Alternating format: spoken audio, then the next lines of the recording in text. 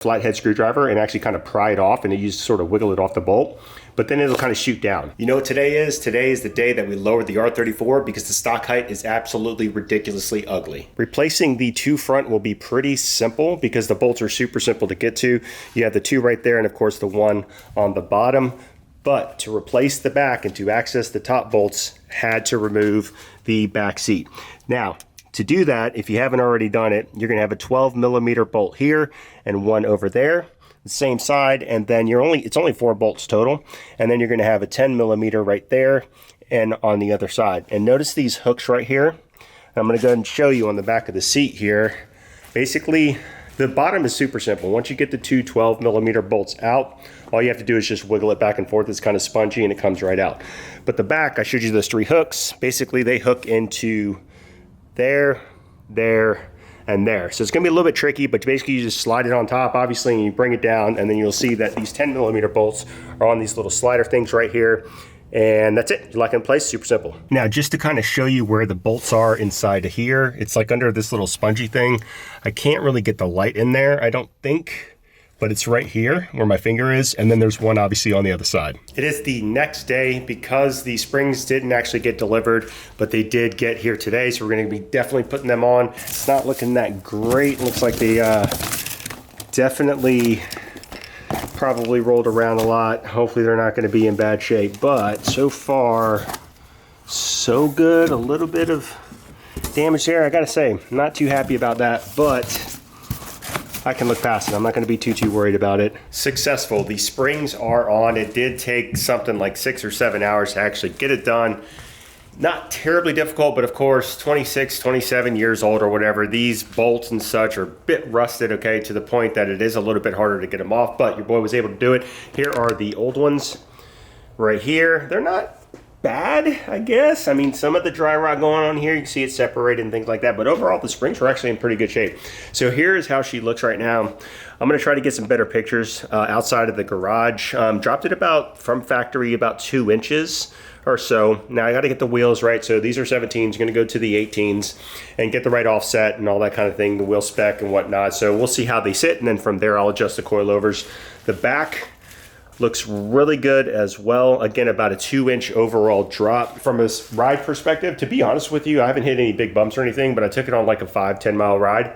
It was great. Like, I mean, there almost felt OEM, dare I say. Of course, you can feel the bumps a little bit more and things like that. Maybe get a little bit of a rougher, let me get a shot down here, kind of a ride, but it really isn't that bad at all. This is my Walmart dust cover, by the way. But I'm very happy about it. Now, one thing I didn't do, because I was just like so heads down on trying to get this done, and I figured I could have talked about it after, is actually film the whole process. But using the old suspension as an example, these longer ones here are for the rear. And of course, you're just gonna have the 2 there, and that's when you have to take back seats out. A little bit of a pain, it's kind of tedious, but you can get there with a wrench and a socket. And then of course, you have the 1 bolt that attaches this part here, right? So you have the 2 up top, and then you have the 1 on the bottom. And then same thing here. You're gonna have the 1 on the bottom, and then you'll have the same 2 on the top. These are a lot easier to get to. One thing I will say is this is the brake line, so it's just a simple, I think it's a 10mm bolt. Just undo it, and it just kind of hangs there. It's just a bracket kind of thing that holds the brake line in place, and you'll obviously want to swap that, of course. Tip I will give you is when you are taking it out, okay, especially for the front. So when you are, let me go back to the old ones actually. When you are trying to wiggle this part out, okay, the thing that could potentially happen is, I forgot what, there's just some part of the suspension that's like in front, okay? So it actually kind of sits a little bit like this, like one of the bars part of the suspension. I don't even know what it is.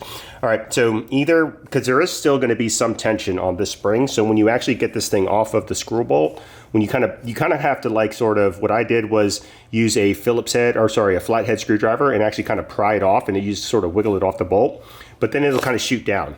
All right, it's not bad though. All right, now once it shoots down, it's either gonna go in front of that little bar thing I was talking about, it's part of the suspension, or it's gonna go behind it.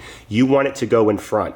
If it goes behind it, it's not a problem. You can still work through it, but it's a lot harder because you have to kind of push it back up to get it beyond the bar, because you're gonna pull this thing out towards you to get it out. And one of the front ones did actually pop onto the front part of the bar, which was great because then I was easily able to just kind of wiggle it out and just pull it out. And the other one actually went behind it. And again, like I said, it took about another 10 minutes. I had to figure out how to kind of, you know, shimmy it up again and actually kind of put some more tension on there to where I can get it past that bar and bring it out in the front. But overall, pretty simple across the board. Just kind of wiggle, you know, don't force anything, and eventually it'll kind of work its way out. Typically, I think the front is usually harder on most cars, but I feel like, in a way, based on where the location of the top bolts were on this one, it was harder in the back. But overall, to be honest with you, I mean, if this thing was only like a year old, it would be a lot easier, I think, based on the fact that you don't have to torque these bolts and things like that because they've been pretty much rusted on. It wasn't bad rust, I guess I shouldn't say, but anything that's been on for 25 plus years, it's going to be a little bit difficult to get off. But overall, I am super happy about it right now. And I think it'll probably go about another ½ inch lower even when I get the new wheels on. And hopefully that'll be coming soon. That's definitely the next thing. And then, as I've mentioned in previous videos, I do want to go with the higher rise GTR style spoiler. And I think the exterior will be pretty much done, outside of probably some decals, things like that. And then we're going to move on to the interior. And there you guys have it. Let me know in the comments section down below if you're doing this yourself. If you have any questions about it, be more than happy to help. Thank you guys again for all of the support. If you're not subscribed, definitely consider doing so. Take care. Peace out.